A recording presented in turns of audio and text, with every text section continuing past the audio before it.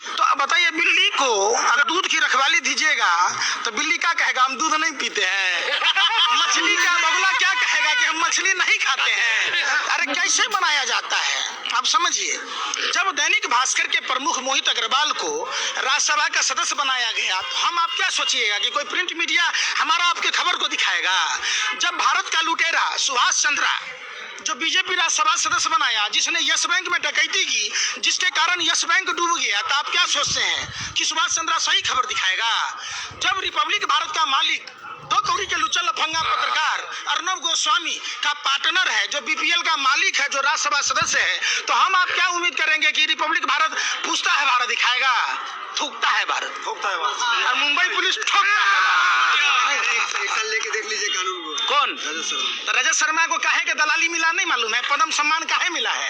Nehru museum में member कैसे बनाया गया है। वाई प्लस सुरक्षा कैसे दी गई है। क्रिकेट कंट्रोल बोर्ड में मेंबर कैसे बनाया गया। पत्रकार है, देशभक्त पत्रकार है। अरे भैया आप तो सब देशभक्त हैं, आप मुजरा करते हैं। सुनिए, आप लोग सारे के सारे मीडिया के पत्रकार गैंगस्टर की भूमिका निभा रहे हैं, देश बेच रहे हैं। रजत शर्मा को शर्म नहीं आती जो पौने 2 वाला बाबा रामदेव आपकी अदालत लगाता है, कहता है भाइयों 200 रुपये का सिलेंडर मिलना चाहिए कि नहीं, 25 रुपये पेट्रोल डीजल मिलना चाहिए कि नहीं। अच्छे दिन आ गया है। 500 के नोट का गड्डी लगाने वाले थे काला धन का, जो स्वर्ग से लोग नीचे उतर जाता, तो रजत शर्मा देशभक्त हो गया, देशद्रोही है। ये टुकड़े टुकड़े गैंग के लोग हैं। यही लोग भांड की तरह पहले राजा के महाराजा भांड रखते थे, अब ये देश के दलाल मीडिया के भरवे पत्रकार रखते हैं। एक बात बताइए, काहे का वाई प्लस सुरक्षा दिया गया भैया, काहे का बताइए ना आप हमको। पत्रकार है, वरिष्ठ पत्रकार। झक मराते तलवा चाटते हैं तभी ना मिला है। 10 रुपया कोई किसी को नहीं देता, आप दे दीजिएगा हमको 10 रुपया, दे दीजिए किसी बच्चे को। नेग का पैसा अपने रिश्तेदार को देता है, तो इन पत्रकारों को राज्यसभा का सदस्य, बोर्ड में सलाहकार, वाई प्लस सुरक्षा, कभी के रजत शर्मा क्रिकेट के बैट के बल्ला पकड़े हैं, क्रिकेट कंट्रोल बोर्ड में मेंबर हो गया।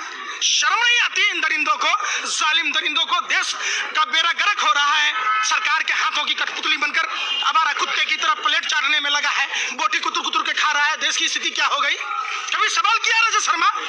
आखिर 23 मार्च तक व्यापम घोटाला वाले आटा चोर कंस मामा की सरकार बनाने तक देश से नरेंद्र मोदी की सरकार ने कोरोना को क्यों छुपाया।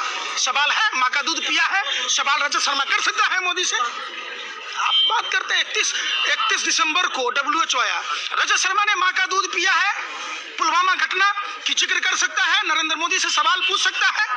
क्या सैटेलाइट पंजाब हरियाणा के किसानों के खेत की पराली जलती है तो ये बताता है कि सैटेलाइट की पराली जल रहा है तो दिल्ली में प्रदूषण होता है। रजत शर्मा जी शर्म करो, बुढ़ापे की हड्डी टूटती है तो दोबारा जुटती नहीं। ये देश के अन्नदाता पालनहार किसान भाई हैं। आप कौन होते हैं, आप कौन होते हैं हम पर जबरदस्ती थोपने वाले। थोपना ही था तो आप जसोदाबेन पर न थोपते। अगर बस समझिए, अगर थोपे होते अब मोदी जी वादे के सच्चे होते तो मोदी जी के भी बच्चे होते। तोता में मोर में खेलना पड़ता है। जिस दिन से मोर और तोता को हाथ लगाया बर्ड फ्लू हो गया, ऐसा पनौती है। देखिए समझिए पनौती कितना बड़ा है। किसान बर्ड फ्लू चिकन खा के। अरे सुनिए, इतना भी भरवा मत बनिए भैया, है ना कि आप जैसे पत्रकारों का दिल करता है जूता खोल के पिटाई करें। जिसकी मांग भरा हाथ लगाया, बेचारी भरी जवानी सुहागन विधवा नहीं रही। गुजरात में मुख्यमंत्री बना, समझिए गुजरात में मुख्यमंत्री बना, गुजरात जल रहा था। देश का प्रधानमंत्री बना तो देश के हालत देख लीजिए। इजराइल गया तो वहां के राष्ट्रपति का क्या हुआ, ब्रिटेन गया तो क्या हुआ, नवाज शरीफ के पास हाल ओढ़ने गया तो बेचारा का देखवे की है।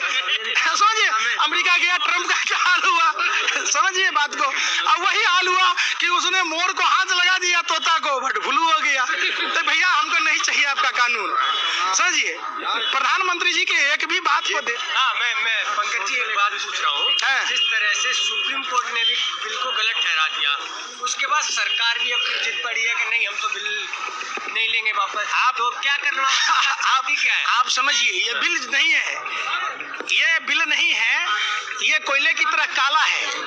सारी देश ने माना है, खुद प्रधानमंत्री मानते हैं। लेकिन रामू काका को एक ही बात की जिद है, ये कोई नया मालिक बच्चा तो नहीं कि नए मालिक को समझाएंगे, मुकेश अंबानी को समझाना है। तो जो कहता था अपने को माँ गंगा का लाल, वो निकला अंबानी अडानी का दलाल। देश ने देखा है जब मुकेश अंबानी जियो फोन को लॉन्च करते हैं तो प्रधानमंत्री MTNL और BSNL कंपनी को डुबोते हैं और उसके ब्रांड एम्बेसडर, सेल्समैन, सप्लायर तीनों बनते हैं। सरकारी कंपनियों में जियो फोन बांटी जाती है। खुद प्रधानमंत्री प्रधानमंत्री जी को इतनी भी संवेदना नहीं है कि पूरे देश में 30 दिन का कैलेंडर चलता है और मोदी सरकार में 28 दिन का कैलेंडर चलता है दूरसंचार कंपनियों में। आप समझिए, आप यानी 27 दिन में रिचार्ज कराइए और उन कंपनियों से चंदा ले लिया, कार्यालय बना लिया, 1000 कार्यालय बना लिया, और भी कार्यालय बनाने हैं देश में, एक भी अस्पताल नहीं बनाया, एक भी स्कूल कॉलेज नहीं बनाया। एक बात बताइए, जब लाइफ टाइम वैलिडिटी है तो कंपलसरी 49 रुपए का रिचार्ज कराना जरूरी था? और भी देश में अच्छे काम किए, वो आपको नहीं दिखता? अरे आप लोग दलाली भरवागिरी करते, शर्म नहीं आता? कौन कहेगा आपको पत्रकार? आप लोग लोकतंत्र में जंग की तरह हैं, बिल्कुल खा रहे देश को, शर्म नहीं आती? देश का जीडीपी कहाँ है? देश में हर साल 2 करोड़ युवाओं को रोजगार देना था, बेरोजगार बना दिया, लोगों को ट्रेनें बंद कर दी गई, देश का जीडीपी माइनस में चला गया, हम बांग्लादेश से पीछे हो गए, इनसे सरहद नहीं संभली, सैटेलाइट ये नहीं बताया कि गलवान में कब चाइना आ गया। आप लोग इतने बेशर्म और निर्लज हो गए, काहे के लिए पत्रकारिता करते हैं? आप लोग घगरा चोली पहन लीजिए, ठुमका लगाइए, चौक चौराहे पर नाचिएगा, 2-4 रुपये लोग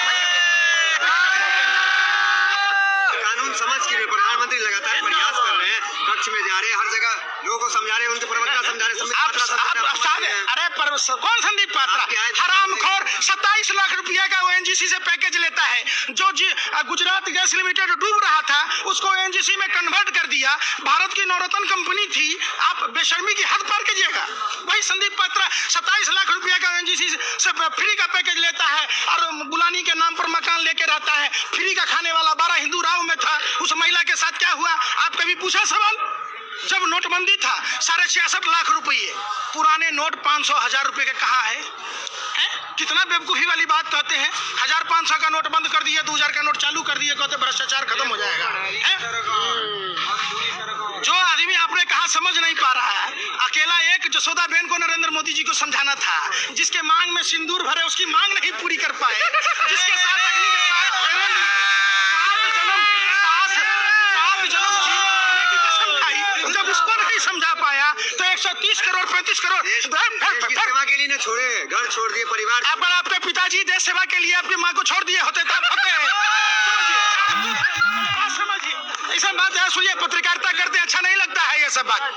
सुनिए, पहले बात, देश सेवा से बढ़ के होता है। आप समझिए, आप चाहे जिस धर्म में जन्म लिए, आप अगर सृष्टि का विस्तार नहीं करेंगे तो सृष्टि चलेगी कैसे? अगर सब आदमी सब कन्याओं से शादी करके छोड़ दे तो हमारे देश की माँ बहनों का क्या होगा? आप समझिए, अब अर्ज किया है, तबाह होकर तबाही नहीं दिखती है तो अंधभक्ति है साहब, इसकी कोई दवाई नहीं बिकती। आप जसोदा बहन जी के पिताजी से मिलिएगा, पूछेगा कि आपके बेटी को भरी जवानी मोदी जी ने न सुहागन छोड़ा न विधवा, घूट घूट कर मरने को विवश किया देशभक्ति में। कितना बेशर्म है आप। छोड़ दीजिए पत्रकार। एक आरोप आप पे ये, जब किसान नेता कहते हैं कि आंदोलन 2024 तक चलेगा, तो एक आरोप लगता है कि आप राजनीति कर रहे हैं, क्योंकि 2024 में तो लोकसभा चुनाव है। आप माने आपके कहने के डर से, समझिए, आज जो देश में आप लोगों ने गैंगस्टर की भूमिका निभाई, तमाम पॉलिटिकल पार्टियों के लोग आने से कतरा रहे, तमाम सेलिब्रिटी, तमाम वो लोग जो उच्च पदों पर आसीन हैं, जो सर्वोच्च कहलाते हैं, डर से नहीं आ रहे कि आप उनको कहीं खालिस्तानी न कह दीजिए, माओवादी न कह दीजिए, नक्सली न कह दीजिए। तो आपके कहने के डर से हम आंदोलन नहीं कर रहे हैं। आप यही कहना चाह रहे हैं। ये अधिकार आपको किसने दिया? आप बताइए। सुनिए, चंद मुट्ठी भर लोग, आप पत्रकार और नेता, सरकार में बैठे जो लोग हैं, ये कैसे तय कर दीजिएगा कि आपको किसने अधिकार दिया कि आप हमको आतंकवादी कहिए, टुकड़े टुकड़े धर? कानून तो वापस हो गया ना। अरे फिर वही बात, वापस हो गया। 50% बात मान ली, 50%। आप जब आप क्यों माने? इसका मतलब आपने भी स्वीकार किया ना कि आप भी हट जाइए। अरे हम कहते हैं पूरा का पूरा कोयला की तरह काला है। अन्ना हजारे ने भी कहा, पूरा देश का किसान कह रहा है, तो आपको काहे के लिए जिरियाल है? आप 2 रुपया के मास्क बांटने की आपकी औकात थी? नहीं थी। आपको 200 रुपया टिकट देने की अगर मजदूरों को औकात होती तो माताएं बहनें सड़कों पर बच्चों को जन्म नहीं दे रही होती। सड़कों पर बैल बनकर आदमी नहीं चल रहा होता। 55 डिग्री 60 डिग्री टेम्परेचर में लोग नंगे पांव घर में। आपको तो 2 रुपया की औकात नहीं थी। आप आ गए यहाँ पर भरवागिरी करने, सरकार की दलाली करने। शर्म कीजिए। आपने मास्क देश में किसी को फ्री दिया? आप पीएम केयर फंड में पैसा लिए, अकेला 1500 1 करोड़ रुपया टाटा ने दिया था, आप मास्क को बांट देते हैं। समझिए, आप पत्रकारिता करते हैं, इतना भी बेशर्मी मत कीजिए। सरकार से सवाल पूछिए ना कि स्लीपर बोगी में अगर ट्रेन चलती है तो कोरोना होगा, बसों में कोरोना नहीं होगा, लेकिन अगर यहाँ आदमी आ गया तो कोरोना होगा। पत्थर पूजने से अगर कहीं भगवान मिलता तो मैं पहाड़ पूज लेता। अगर मास्क लगाने से कोरोना भाग जाता तो मैं पूरे शरीर में तिरपाल बांध लेता। समझिए बात, आप बरखलाइए मत। इस आंदोलन की वजह से 35,000 का नुकसान हो रहा है डेली का, करोड़ का, वो आप नहीं देख रहे हैं। आप जैसे पत्रकारों को मन करता है जूता खोल के मारूं। समझिए पूछे क्यों? सवाल उठता है इसलिए जब WHO ने 31 दिसंबर को कहा तो आपने दिल्ली के चुनाव कराए। दिल्ली चुनाव में रंगाबिल्ला प्रॉपर्टी डीलर ने पर्चे बांटे। फरवरी में नमस्ते ट्रंप की गई। समझिए आप, ट्रंप की गुलामी की गई। 23 मार्च तक व्यापम घोटाला वाले आटा चोर जो भाजपा से हैं, कौन है? सबराज सिंह, शिवराज नहीं सबराज, जिसके कारण उस व्यापम घोटाला वाले आटा चोर कंस मामा को मुख्यमंत्री बनाने के चक्कर में पूरे देश को कोरोना में झोंक दिया गया। तब कोरोना नहीं फैला। सुनिए, पहले पत्रकारिता करते हैं, तब देश को नुकसान नहीं हो रहा था। आपको क्या करना था?